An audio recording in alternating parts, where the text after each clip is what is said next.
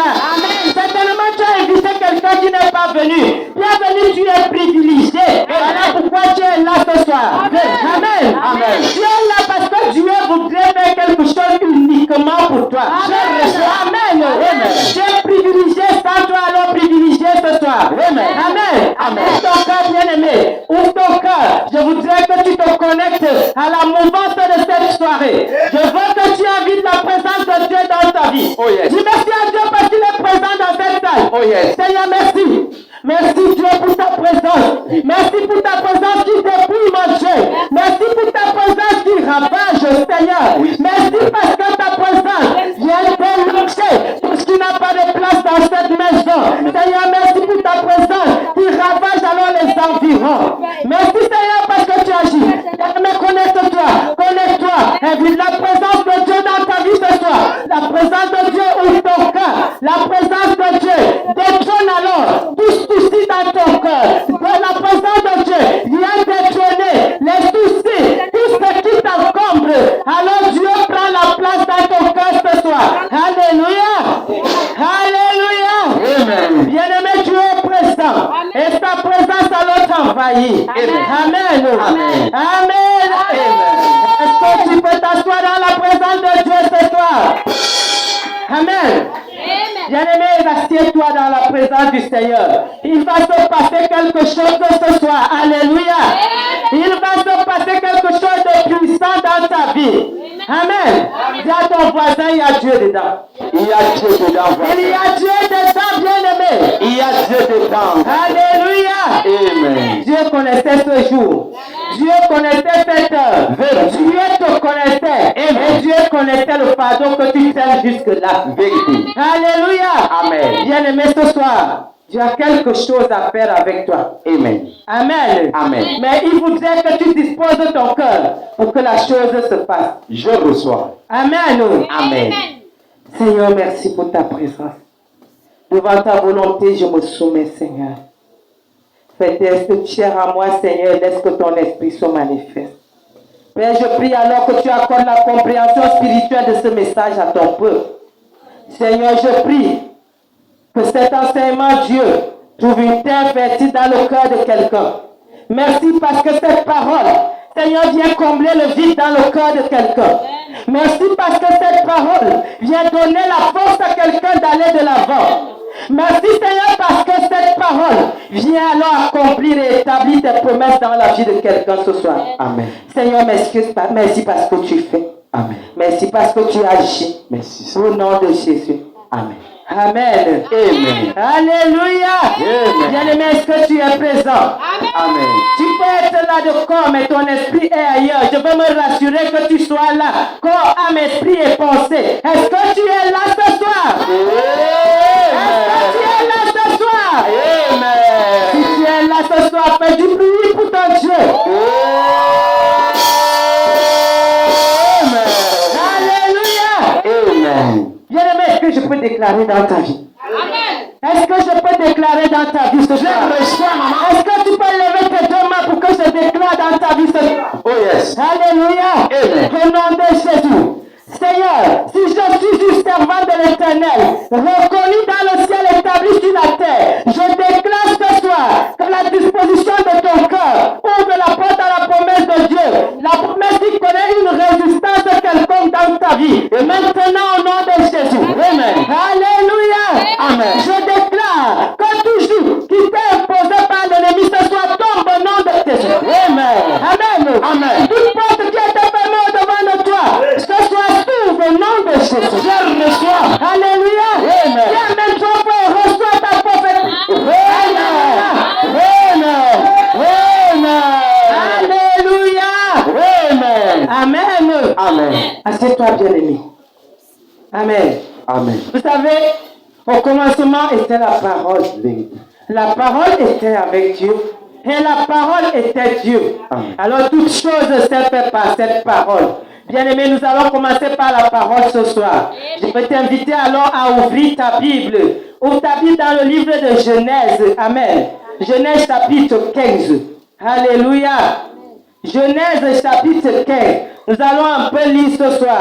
Une personne va ouvrir à Genèse 15 du verset 1 au verset 8. L'autre personne va lire Genèse 17, du verset 1 également au verset 8. Alléluia. Amen. Amen.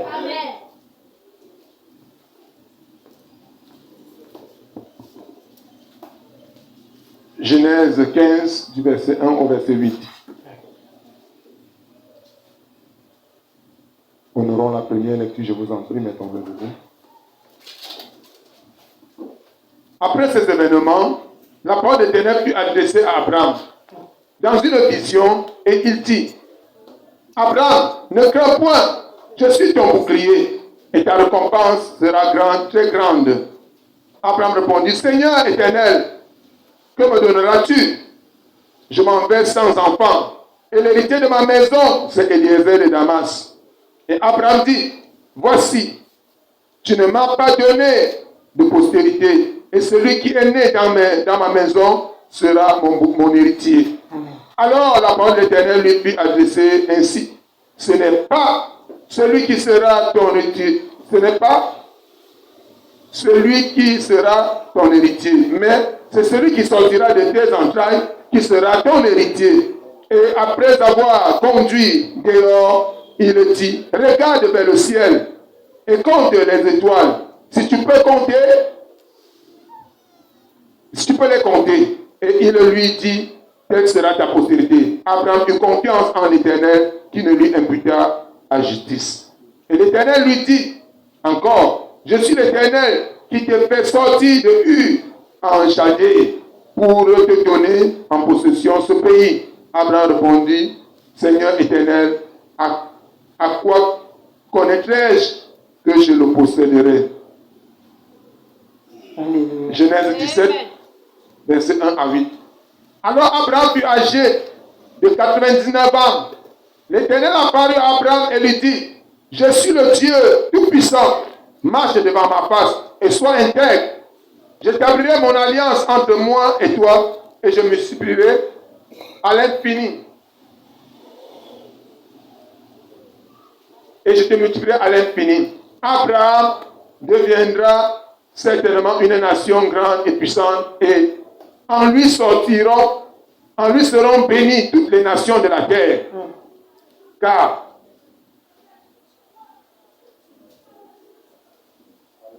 Amen. à l'infini. Abraham tomba sur la face et Dieu lui parla en disant, voici mon alliance que je fais avec toi. Tu deviendras père d'une multitude de nations. On ne t'appellera plus Abraham, mais ton nom sera Abraham. Car je te rends père de la multitude des nations. Et je te rendrai fécond à l'infini. Et je ferai de toi des nations. Je ferai sortir de toi les nations. Et les rois sortiront de toi. J'établirai mon alliance entre moi et toi. Et tes descendants après toi selon leur génération, sera une alliance perpétuelle et en vertu de laquelle je serai ton Dieu et celui de ta postérité. Je te donnerai et à tes descendants après toi le pays que tu habites comme étranger. Tout le pays de Canaan en possession perpétuelle et je serai leur Dieu. Parole du Dieu vivant. Amen. Alléluia. Alléluia. Bien-aimé, c'était un peu long, mais ça vaut la peine. Amen. Il est toujours bon de lire la parole de Dieu avec ses propres yeux et de comprendre avec sa propre compréhension. Amen. Il ne faudrait pas qu'on te dise, il est écrit dans la Bible, Dieu est bon. Et tu te mets à réciter alors dehors que Dieu est bon. Lis avec tes propres yeux, tu tout comprends avec ta propre compréhension. Parce que le Seigneur donne la révélation à tout un chacun. Amen. Après ces événements, la parole de l'Éternel fut adressée à Abraham dans une vision. Il dit, Abraham, n'aie pas peur. Je suis ton bouclier et ta récompense sera très grande. Alléluia. Abraham eut une vision. Là, on parle d'Abraham. Amen. Il eut une vision. Et l'Éternel lui dit, dans cette vision, n'aie pas peur. Parce que tout ce que je t'ai révélé va s'accomplir dans ta vie. Alléluia. Dieu lui dit, tout ce ce que je t'ai révélé va s'accomplir dans ta vie. N'aie pas peur. Je suis ton bouclier et ta récompense sera grande dans les cieux. À ce niveau, bien-aimé, Abraham pouvait dire à Dieu, cause toujours. De toute façon, quand je te parle, tu ne me réponds jamais. Ça fait combien de temps que tu m'as donné la promesse? Jusque-là, tu ne fais que me dire tous les jours, je vais te donner, demain je te donnerai. Et là, moi, je vieillis en âge. On ne parle même pas de moi parce que je suis un homme. S'il faut parler de ma femme, quand je la regarde avec les yeux d'homme, je sais que de moi, qu'elle ne peut plus rien. Alléluia. Amen. Et Dieu lui dit, Abraham, n'aie pas peur. Amen. Amen. Abraham regroupait tout ce qu'on peut avoir en tant qu'enfant de Dieu. Abraham, on peut dire qu'il avait donné sa vie au Seigneur. Dieu était alors son sauveur. Amen. Parce qu'à l'époque, Jésus n'était pas encore là pour être son sauveur personnel. Dieu était avec lui. L'Esprit de Dieu descendait de temps en temps sur Abraham. Abraham remplissait toutes les conditions. Abraham obéissait à tout ce que Dieu lui demandait de faire. Alléluia. Amen. Et là, Dieu lui dit, je ferai de toi une multitude. Amen. Amen. Ici, nous allons voir une chose. Abraham était déjà frappé par un mal. Amen. Le mal ici, c'était la stérilité. Et Dieu lui demande de partir de la maison de son père. Tellement il était rempli d'émotions. Avant de partir, il ramasse d'abord son père avec lui. Il ramasse également l'autre avec lui. Il dit, je peux partir, mais je ne vais pas vous laisser. Amen. Amen. Bien aimé, c'est ton cas et c'est également mon cas. Quand Dieu nous demande de nous détacher et de partir, de le suivre, de ne rien regarder derrière, nous voulons tout prendre. Jusque-là, nous mettons un truc ici que nous appelons le péché mignon. Amen. Amen. Le père d'Abraham et l'autre était son péché mignon. Abraham disait, je peux me séparer de tout. Mais l'autre, si, c'est mon péché mignon. Je le garde avec moi. Quel que soit l'endroit où je vais aller, il est toujours avec moi. Après tout, la chair est faible. Alléluia. Même si je tombe, je vais me relever. Amen. Combien de fois nous le faisons, bien aimé? Amen. Amen. Dieu te dit aujourd'hui, n'aie pas peur. Détache-toi, abandonne et tu verras ma promesse accomplie dans ta vie. Amen. Bien-aimé, détache-toi de ce péché mignon. De cette chose que tu te dis souvent, Dieu peut tout convertir à moi, sauf l'autre là. Amen. Amen. Moi également, je le disais il y a cela peu de temps encore. Je disais que Dieu peut tout convertir à moi, mais jamais ma bouche. Parce que quand il faut que je te lave là, je veux seulement te laver. Jusqu'à ce qu'il me prouve par A plus B que je peux convertir ta bouche. Et il fallait que j'accepte de laisser ce péché mignon pour aller de l'avant avec le Seigneur. Pour voir alors cette promesse qui avait duré 13 ans, 14 ans, voire s'accomplir dans ma vie. Raison pour laquelle je peux être devant toi aujourd'hui. Amen. Alléluia. Amen. Amen. Amen. Bien-aimé, j'ai laissé quelque chose. Ce soir, Dieu te demande de te détacher de quelque chose. Je ne veux même pas savoir la chose parce que je sais que Dieu ne parle pas en vain. Il y a une chose qui te retient. Il y a cette chose qui t'empêche d'aller de l'avant. Amen. Vérité. Dans notre vie chrétienne, il peut se passer le phénomène suivant. Bien que nous connaissons le Seigneur, sa parole, et que nous ayons en nous son Saint-Esprit, nous pouvons passer par des moments de crise, par des moments de difficulté. Alléluia. Et ce qui détermine, qui caractérise ces crises et ces difficultés, c'est le fait que nous ne voulons pas nous détacher. Amen. Amen. Alléluia. Amen. Abraham n'avait pas compris une chose, que le mal dont il souffrait venait déjà de la sorcellerie de la maison de son père. Amen. Amen. Abraham disait non, tout sauf l'autre là. Même s'il faut quitter alors la partie, quitter la maison, on va bien partir, mais il faut que je les amène avec moi. Bien aimé, qu'est-ce que tu tiens avec toi jusqu'à l'église? Quelle est la chose que tu ne veux pas laisser au quartier? Quelle est la chose dont tu ne veux pas te séparer? Amen. Amen. Quelle est cette chose qui te retient en arrière? Tu crois que tu te fais du bien. Pourtant, cette chose est la clé qui ferme toutes les portes de la promesse de Dieu dans ta vie. Amen. Amen. Est-ce que c'est ton corps le problème? Est-ce que c'est ta mentalité le problème? Est-ce que c'est l'envie le problème? Est-ce que c'est l'égoïsme? Est-ce que c'est le mépris? Est-ce que c'est l'orgueil? Alléluia. Amen. Bien aimé, nous pensons souvent que le péché, c'est la fornication, le péché, c'est l'adultère. Donc, quand moi, on ne me trouve plus dans ce cas, je suis prête et je suis qualifiée pour le ciel. Non, tu n'es pas qualifié, bien aimé. La Bible dit que rien de souillé n'entrera dans le royaume des cieux. Amen. Rien de souillé n'entrera dans le royaume des cieux. Est-ce que tu vas te séparer de plusieurs choses pour te retrouver en enfer? Amen. Amen. Si tel est le cas, bien aimé, autant mieux être le chef de ceux qui font le mal. Comme ça, là-bas, au moins, tu n'auras pas honte, tu n'auras ni peur, parce que beaucoup seront avec toi. Mais si tu sais que tu es qualifié pour le ciel, bien aimé, ne laisse pas cette chose t'empêcher d'aller. Ne laisse pas cette chose t'empêcher de bénéficier des promesses de Dieu. Parce qu'ici, nous ne travaillons pas seulement pour aller au ciel. Le ciel, c'est un acquis. Parce que Dieu dit que celui qui croira et qui sera baptisé sera sauvé. Alléluia. Amen. Si tu as cru, si tu sais que Jésus est ton Seigneur et ton sauveur personnel, alors tu es qualifié pour le ciel si tu es baptisé, né de nouveau, bien aimé. Il y a une chose, la Bible dit également que je souhaite que tu prospères à tous égards, qu'on prospère l'état de ton âme. Amen. Alléluia. Amen. Bien aimé, tu ne vas pas travailler seulement pour aller au ciel. Tu dois connaître ce bonheur dans ce monde. Amen. Alléluia. Tu dois connaître ce bonheur dans ce monde. Il y a alors une chose qui empêche les promesses de Dieu de s'accomplir dans ta vie. Ça doit être cette chose-là. Alléluia. Amen. Dieu t'a fait une promesse au sujet de ton travail, au sujet de ta famille, au sujet de ta vie spirituelle, ou même au sujet de l'église. Dieu peut te promettre à toi. Il se révèle à toi et se dit, l'église où tu vas là, voici ce que je vais faire. Mais pour que ça arrive, il n'y a que toi qui dois poser le pas. Amen. Amen. Ce n'est même pas le problème du pasteur. Ce n'est pas le problème de toute l'assemblée. Mais là, c'est ton problème. Parce que c'est toi qui dois faire ça dans le secret. Et la chose va s'accomplir. Amen. Alléluia. Bien-aimé, Dieu t'a promis hier. Il t'a promis avant-hier. Il t'a promis la semaine passée. Voire même l'année passée. Autant de temps comme il l'a promis à Abraham. Mais jusque-là, tu ne vois rien s'accomplir.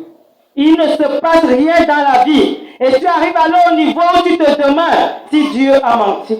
Si Dieu a réellement parlé. Si c'était juste le fruit de ton imagination. Alléluia. Amen. Si c'était pasteur, tu te dis certainement parce que j'ai trop pensé à la chose de l'église. Voici pourquoi j'ai fait ce rêve. Non, Dieu t'a réellement parlé, bien-aimé. Et il faudrait que tu fasses le pas. Amen.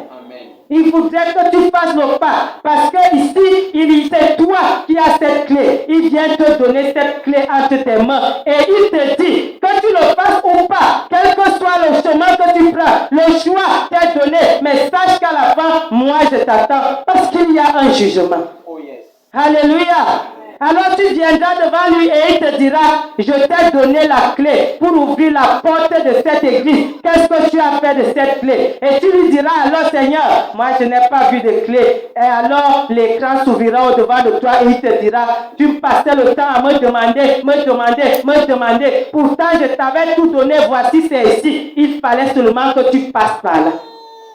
Amen. Amen. Il fallait seulement que tu fasses cette petite chose. Et tout allait alors couler. Parce qu'ici, je ne voudrais pas seulement que tu te limites au niveau où tu te remplis. Tu jeûnes tous les jours, tu es plein. Tu pries tous les jours, tu es plein. Mais tu es rempli d'égoïsme à l'intérieur.